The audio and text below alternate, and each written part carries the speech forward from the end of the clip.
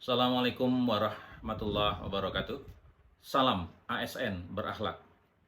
Baik Bapak Ibu sekalian, pemirsa yang berbahagia, pada video kita kali ini kita akan menyajikan strategi pembelajaran agenda 2, pelatihan kepemimpinan pengawas. Sebelum kita lanjut kepada materi, izinkan perkenalkan, nama saya adalah Agus Widiatmo, yang sehari-hari bertugas sebagai widik suara pada Balai Besar Pendidikan dan Pelatihan Kesejahteraan Sosial di Padang, Sumatera Barat. Nah, adapun yang melandasi pelaksanaan pelatihan kepemimpinan pengawas, setidaknya ada 3, yaitu pertama Peraturan LAN nomor 6 tahun 2022 tentang perubahan atas Peraturan LAN nomor 5 tahun 2022 tentang pelatihan struktural kepemimpinan. Dasar hukum yang kedua yaitu Keputusan Kepala LAN nomor 1 /K.1 PDP.07 tentang kurikulum pelatihan struktural kepemimpinan. Dan yang ketiga adalah Keputusan Kepala LAN nomor 2 K.1 PDP.07 tentang pedoman penyelenggaraan pelatihan struktural kepemimpinan. Bapak Ibu sekalian yang berbahagia, bagaimana kemudian posisi dan kontribusi dari PKP atau pelatihan kepemimpinan pengawas dalam pelatihan struktural? Jadi kalau kita lihat secara berjenjang, mulai dari atas, ketika kita bicara soal PKN tingkat 1 atau pelatihan kepemimpinan nasional tingkat 1, itu kompetensi yang dibangun adalah bersifat kolaboratif, karena memang sudah tingkatnya nasional dan lintas sektor semacam itu. Kemudian pada pelatihan kepemimpinan nasional tingkat 2, kompetensi yang tidak dibangun adalah kompetensi yang bersifat kepemimpinan strategis. Sementara yang pelatihan kepemimpinan administrator atau PKA, kompetensi yang dibangun adalah kepemimpinan kinerja. Nah, bagaimana dengan pelatihan kepemimpinan pengawas? Kompetensi yang akan dibangun adalah kompetensi berkaitan dengan kepemimpinan pelayanan. Berupa apa itu? Sasaran kompetensi itu adalah kompetensi manajerial untuk menjamin terlaksananya akuntabilitas jabatan pengawas yang merupakan kemampuan dalam mengendalikan pelaksanaan pelayanan publik. Nah, pada dasarnya ada 4 agenda penting atau 4 agenda pokok di dalam PKP. Agenda yang pertama adalah agenda kepemimpinan Pancasila yang diarahkan secara substantif untuk membangun sebuah kompetensi, sebuah pemahaman terkait dengan bagaimana kemudian perilaku kepemimpinan Pancasila dan bela negara dalam mengendalikan pelayanan publik sebagai bagian dari upaya bela negara. Nah, yang kedua berupa agenda kepemimpinan pelayanan yang diarahkan kemudian kepada kompetensi untuk mendiagnosa masalah, menemukan ide gagasan melalui berpikir kreatif, dengan memberdayakan dan membangun tim yang didukung komunikasi efektif dalam mengendalikan pelayanan publik. Yang ketiga berupa agenda pengendalian pekerjaan yang diarahkan untuk membangun kompetensi terkait dengan bagaimana mengendalikan kegiatan pelayanan publik dengan mengedepankan perencanaan kegiatan dan anggaran, pelayanan publik yang berorientasi pada manajemen mutu, pengawasan dan pengendalian yang tentu saja dengan mengoptimalkan pemanfaatan teknologi informasi dan komunikasi. Dan agenda yang terakhir yaitu agenda 4 terkait dengan agenda aktualisasi kepemimpinan, di mana kemudian diarahkan terkait dengan bagaimana kemudian membekali peserta agar bisa mengaktualisasikan kapasitas kepemimpinan, melayani melalui best practice, pengendalian kegiatan pelayanan publik, dan implementasinya dalam aksi perubahan, tentu saja diarahkan dalam rangka peningkatan kualitas pelayanan publik. Nah, video kita kali ini khusus akan membahas terkait dengan agenda 2, yaitu terkait dengan kepemimpinan melayani atau servant leadership. Maka sesungguhnya di dalam mata pelatihan untuk agenda 2 ini terbagi menjadi 4. Yang pertama adalah terkait dengan diagnosa organisasi yang diarahkan untuk membekali peserta sesungguhnya dengan kompetensi bagaimana mendiagnosis isu dalam organisasi, menentukan isu strategis organisasi, mengidentifikasi permasalahan menghambat kinerja unit organisasi, tentu saja dengan melalui penerapan teknik analisis organisasi, kemudian merumuskan solusinya. Nah, mata pelatihan yang kedua terkait dengan berpikir kreatif dalam pelayanan. Nah, apa yang dituju di dalam mata pelatihan untuk yang kedua ini, yaitu bagaimana kemudian membekali peserta untuk berkemampuan berpikir kreatif dalam pelayanan, dan tentu saja kemudian menerapkannya dalam melakukan inovasi pelayanan publik sesuai lingkup bidang jabatan pengawas pada unit organisasi instansinya.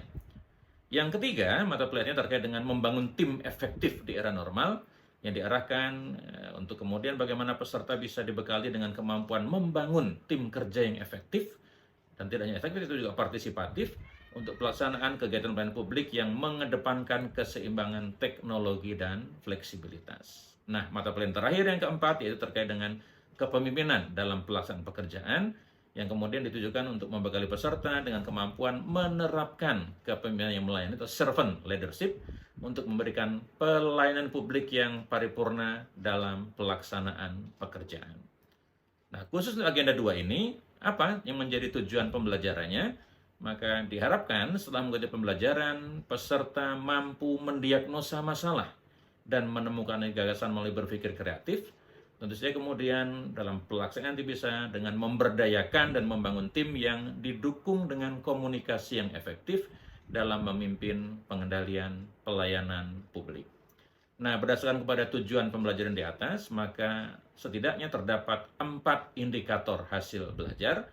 Yang pertama adalah peserta melakukan atau mampu melakukan dan merumuskan diagnosa organisasi. Yang kedua, peserta mampu merancang implementasi strategi berpikir kreatif dan inovatif dalam pelayanan. Yang ketiga, mampu membangun tim kerja yang partisipatif dan efektif. Yang keempat adalah mampu menerapkan kepemimpinan yang melayani atau servant leadership. Nah, bagaimana kemudian dengan jumlah jam pelatihan PKP dengan model blended learning ini? Secara keseluruhan, PKP dengan model blended learning memiliki bobot jumlah sebesar 905 jam pelatihan dengan total durasi sebanyak 104 hari. Nah, khusus untuk agenda 2 PKP, terdapat 10 jam pelatihan untuk self-learning atau belajar mandiri, kemudian 20 jam pelatihan berupa kegiatan sinkronus dan asinkronus, dan berikutnya terakhir adalah 26 jam pelatihan untuk kegiatan pembelajaran sifatnya klasikal. Nah, bagaimana kemudian gambaran rundown proses pembelajarannya? Tentu kemudian diawali dengan kegiatan self-learning atau belajar mandiri sejumlah 10 jamlat, yang kalau kemudian dikonversikan ke hari berjumlah 2 hari, di mana dalam total atau keseluruhan jadwal pembelajaran itu untuk agenda 2 dilakukan pada hari keempat, yaitu sebanyak 5 jam pelatihan, dan kemudian hari kelima sebanyak 3 jam pelatihan, yang kemudian ditambah dengan pembuatan makalah atau isi terkait dengan isu-isu agenda 2 sebanyak 2 jam pelatihan. Nah, itu yang sifatnya belajar mandiri. Sementara untuk kemudian yang e-learning itu pada hari ke-13 dan hari ke-14, di mana pada hari ke-13 sebanyak total 10 jam pelatihan yang terdiri sinkronus 1, itu 2 jam pelatihan, dan asinkronus 1 sebanyak 8 jam pelatihan.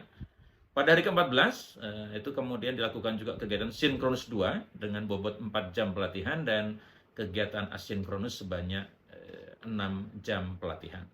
Terakhir, pada saat classical learning dengan bobot 26 jamlat dilakukan selama 3 hari, yaitu pada hari ke-29 dengan bobot 9 jam pelatihan, hari ke-30 12 jam pelatihan, dan hari ke-31 sebanyak 5 jam pelatihan. Nah, pada video kali ini, Bapak dan Ibu sekalian, kita akan coba deskripsikan atau eksplanasikan bagaimana kemudian desain atau strategi pembelajaran untuk sinkronus pertama, 2 jam pelatihan untuk hari yang ke-13. Secara sekuensial, terbagi menjadi 3 strategi penyampaian. Pertama itu pembukaan, yang kedua penyajian, dan terakhir adalah penutupan. Apa yang dilakukan pada saat pembukaan untuk sinkronus pertama sebanyak 2 JP pada hari ke-13 ini? Tentu saja pertama adalah salam pembuka dan sapaan hangat kepada peserta. Yang kedua seperti biasa, kan ini kemudian juga meskipun ini sifatnya formal tetapi juga menggunakan metode pembelajaran andragogi, maka ice breaking, team building itu menjadi sesuatu yang memang diperlukan untuk proses membangun kesamaan fisika, membangun kesamaan komitmen, dan membangun motivasi sekaligus juga komitmen belajar di awal sesi. Nah, berikutnya kemudian menanyakan pengalaman peserta tentang bagaimana best practices kepemimpinan melayani di lingkungan kerjanya, sehingga diminta peserta untuk kemudian menyampaikan mungkin sekitar 1, 2, maksimal 3 peserta untuk menjelaskan menerangkan, di situ kemudian terjadi proses sharing information, sharing experience, termasuk nanti sharing ideas gitu terkait dengan bagaimana kemudian implementasi atau aktualisasi kepemimpinan melayani yang selama ini dilakukan di lingkungan kerjanya. Nah, setelah selesai dilakukan itu, kemudian kita akan menjelaskan apa yang menjadi tujuan pembelajaran untuk sinkronus pertama di hari ke-13 dengan bobot 2 jam pelatihan ini. Nah, sekuen yang kedua yaitu terkait dengan penyajian. Apa yang dilakukan pada tahap penyajian ini? Pertama tentu saja mereview pengalaman dan pemahaman peserta atas isi modul 1 dan 2 dalam agenda 2 yang mereka sudah peroleh ketika proses pembelajaran mandiri atau self-learning. Nah, setelah kemudian direview, kita lakukan overview, poin-poin penting apa atau key point apa terkait dengan modul 1 dan 2 dalam agenda 2. Nah, yang ketiga, karena peserta sudah kita minta juga ketika self-learning membuat atau menyusun essay, maka kita berikan kesempatan, kita random saja, 1, 2, atau maksimal 3 peserta untuk mempresentasikan, kemudian kita diskusikan bersama. Kira-kira apa, key point apa, atau kemudian insight apa yang didapatkan dari essay yang telah disusun oleh peserta, khususnya terkait dengan modul 1 dan 2. Nah, diakhiri kemudian dengan penjelasan tugas individu untuk sesi asinkronus gitu ya. Nanti akan kita jelaskan pada tahapan berikutnya. Nah, setelah kemudian selesai itu, baru kemudian kita lakukan yang tahap terakhir berupa penutupan, yaitu seperti biasa ada simpulan rangkuman hasil belajar, kemudian memberikan umpan balik dan apresiasi, dan ditutup dengan closing statement. Nah, apa kira-kira yang menjadi tugas individu untuk sesi asinkronus pada sesi sinkronus 1 ini? Nah, pada hari ke-13 ini, kita berikan kepada para individu untuk melaksanakan setidaknya ada 6 tahapan kegiatan yang sebenarnya arahnya adalah kepada proses bagaimana peserta bisa mendiagnosa gitu ya, masalah, isu-isu strategis di organisasinya. Pertama apa? Peserta kita minta untuk mengidentifikasi kebutuhan perubahan apa di instansi atau organisasi tempat mereka bertugas sebagai pejabat pengawas. Berikutnya, langkah yang kedua setelah kemudian ketemu kebutuhan perubahannya, kita minta peserta untuk menentukan tim kerja dan pihak-pihak yang akan mereka libatkan dalam proses untuk katakanlah mengenali kebutuhan gitu kan. Kemudian juga nanti pada tahap ketiganya kita minta kemudian untuk menentukan mana sih sesungguhnya yang menjadi prioritas kebutuhan di instansi atau unit organisasinya, tentu dengan menggunakan analisa manajemen yang dipahami oleh mereka. Apakah misalnya dengan pohon masalah, apakah dengan 5W1H, dengan macam-macam gitu ya, kemudian bisa mereka pelajari dengan baik. Nah, setelah selesai, kemudian kita minta juga peserta untuk menentukan kira-kira penyebabnya apa ya, gitu kan, dengan menggunakan analisa manajemen yang mereka pahami itu. Dan kemudian tahap berikutnya adalah kira-kira dampak apa yang akan terjadi jika kebutuhan yang menjadi prioritas untuk dipenuhi tadi tidak segera diwujudkan. Dan terakhir, kita minta peserta individu untuk kemudian menentukan gagasan aksi perubahan apa yang bisa ditawarkan. Jadi 6 hal ini diharapkan kemudian akan ya sedikit banyak menstimulasi peserta untuk kemudian lebih memahami secara mendalam, dan kemudian juga melakukan learning by doing gitu, untuk bagaimana diagnosa organisasi yang seharusnya itu dilakukan. Nah, lalu kemudian pada hari ke-14 juga kita minta peserta untuk melaksanakan tugas individu juga. Yang pertama, memahami visi misi organisasi dan tugasnya sebagai pejabat pengawas. Nah, berikutnya kemudian kita minta peserta mendiskusikan dengan tim efektif mereka yang kita minta dibentuk ketika proses yang tugas individu pada asinkronus yang pertama tadi ya, hari ke-13. Nah, dipelajari itu dokumen renstra organisasi. Setelah dipelajari dokumennya, diidentifikasi bersama dengan tim efektifnya, kira-kira siapa sih yang menjadi pelanggan, termasuk stakeholder dalam pelayanan publik yang dilaksanakan di organisasinya. Nah, setelah kemudian ketahuan, kira-kira seperti apa pelanggan, stakeholder, kita minta juga peserta untuk menginventarisir isu-isu strategis penyebab masalah untuk dicarikan solusinya, tentu dengan pendekatan kepemimpinan yang melayani atau servant leadership. Nah, berikutnya adalah bagaimana peserta diminta menuliskan solusi tadi diaktualisasikan tentu dengan berbasis pada perilaku kepemimpinan yang melayani dalam pelaksanaan pekerjaan. Terakhir, bagaimana mekanisme monitoring dan evaluasinya. Nah, untuk tugas kelompok pada asinkronus 2 di hari ke-14 itu kita minta peserta untuk membuat makalah secara kelompok dengan tema membangun tim yang efektif. Nah, lanjut kita kemudian kepada desain strategi pembelajaran untuk sinkronus 2 pada hari ke-14 dengan bobot 4 jam. Seperti hanya pada sesi ke-13, juga terdiri 3 tahapan, yaitu pembukaan, penyajian, dan penutupan. Apa yang dilakukan pada sesi pembukaan? Seperti tadi juga dilakukan salam pembuka dan sapaan hangat kepada peserta. Kemudian kita minta kepada peserta, mungkin juga random saja, paling banyak 3 peserta, untuk digali apa pengalaman yang mereka dapatkan, insight yang mereka kemudian bisa peroleh dalam penyelesaian baik itu tugas individu maupun tugas kelompok yang sudah dijelaskan tadi ya. Apakah mendiagnosa organisasi, kemudian tadi juga memahami visi misi organisasi, bagaimana kemudian juga mereka berusaha untuk kemudian menginventarisir isu strategis apa yang kemudian perlu lakukan, diidentifikasi, penyebab masalahnya apa gitu kan, sehingga kemudian ke depan bisa diformulasikan bagaimana kemudian penerapannya, tentu berbasis pada perilaku kepemimpinan yang melayani tadi, termasuk juga secara kelompok pemahaman insight apa yang mereka peroleh ketika membangun tim efektif yang menjadi tema dari tugas kelompok tadi.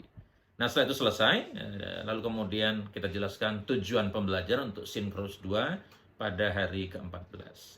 Pada tahap penyajian ada 4 hal yang kita lakukan. Pertama adalah kita review apa pengalaman, pemahaman peserta atas isi modul 3 dan 4 dalam agenda 2. Jadi kalau pada penyajian di sinkronus pertama yang hari ke-13 itu mereview pengalaman dan pemahaman terkait dengan modul 1 dan 2, kalau kemudian di hari ke-14 kita minta peserta untuk kemudian menceritakan pengalaman, pemahaman terkait dengan isu modul 3 dan 4. Setelah selesai, lalu kita berikan semacam overview, key point apa yang perlu kemudian untuk digarisbawahi begitu, terkait dengan modul 3 dan 4. Nah, seperti hanya pada sesi sinkronus 1 hari ke-13, pada sinkronus 2 hari ke-14 juga kita berikan kesempatan kepada maksimal 3 orang peserta untuk presentasi dan mendiskusikan hasil esai mereka terkait dengan modul 3 dan 4. Setelah selesai, karena bobotnya cukup banyak, 4 jam lat,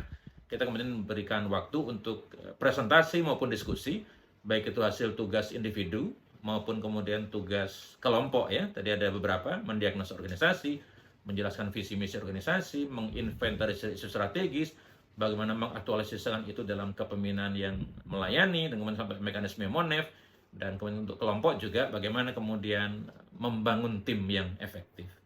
Nah, pada tahapan penutupan seperti biasa kita berikan feedback, kita berikan motivasi dan apresiasi, dan kemudian juga penyiapan peserta untuk pembelajaran klasikal. Nah, tahap terakhir seperti biasa kita lakukan closing statement. Nah, berikutnya apa yang kemudian kita lakukan atau strategi pembelajaran apa yang kita lakukan pada saat klasikal pertama pada hari ke-29 dengan bobot 9 JP. Pada saat pembukaan kita lakukan salam pembuka seperti biasa, sapaan hangat kepada peserta, kemudian kita gali pengalaman dan pemahaman mereka, baik itu kemudian ketika mengikuti pembelajaran sinkronus maupun asinkronus pada masa sebelumnya ya, artinya pada hari ke-13 dan 14. Dan setelah itu kemudian kita sampaikan tujuan pembelajaran.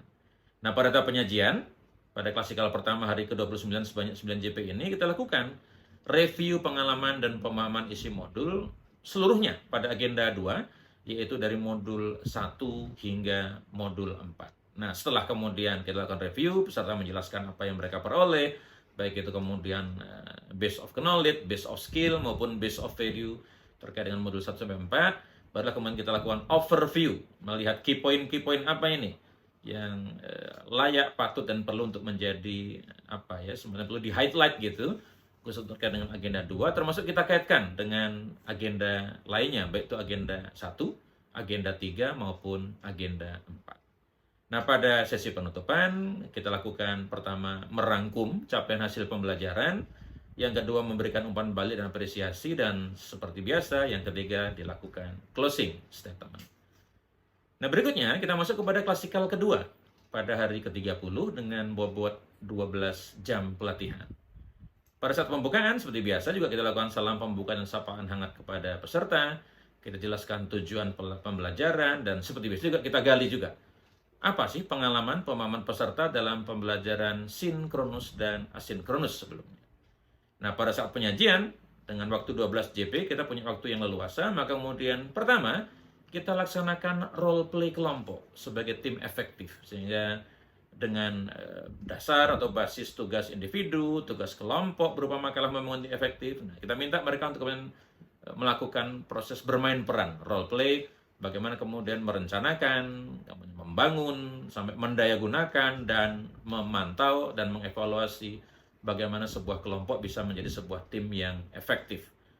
Nah, mungkin ada semacam ya maksimal 3 kelompok untuk role play. Setelah itu kemudian kita minta kepada peserta untuk melakukan feedback atas hasil role play. Nah, berikutnya kemudian setelah selesai role play, pada sesi berikutnya kita akan lakukan penugasan kelompok, di mana peserta kita bagi menjadi 3 kelompok misalnya atau 4 kelompok. Lalu kemudian kita minta mereka pada masing-masing kelompok membahas kira-kira apa saja hambatan dalam menerapkan servant leadership atau kepemimpinan yang melayani. Nah, setelah selesai proses diskusi, tentu seperti biasa kita berikan kesempatan masing-masing juru bicara kelompok untuk melakukan presentasi. Kita berikan juga kesempatan kepada kelompok lain di luar kelompok yang menyajikan untuk memberikan feedbacknya.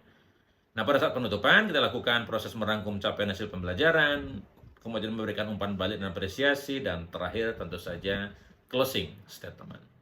Nah, itu Bapak Ibu sekalian yang berbahagia terkait dengan desain atau strategi pembelajaran, khususnya terkait dengan agenda 2 PKP, khususnya terkait dengan agenda kepemimpinan pelayanan atau kepemimpinan melayani, itu berupa sebuah tahapan atau sebuah infrastruktur penting yang perlu dimiliki oleh seorang pejabat pengawas, sehingga dengan bekal itu akan membuat dia menjadi para pejabat di lingkungan birokrasi di garis terdepan yang kemudian efektif dan handal, tidak saja kemudian punya kompetensi yang maksimal di dalam mendiagnosa organisasi, bagaimana kemudian juga mengolah hasil diagnosa organisasi tadi dengan melalui kemampuan berpikir kreatif gitu ya, untuk kemudian memformulasikan inovasi pelayanan apa yang diperlukan, dan kemudian bagaimana membangun tim efektif agar kemudian inovasi yang direkomendasikan bisa dilakukan dengan baik, dan terakhir kemudian bagaimana peserta bisa menerapkan servant leadership atau kepemimpinan yang melayani, tentu saja untuk memberikan pelayanan publik yang paripurna dalam pelaksanaan pekerjaan.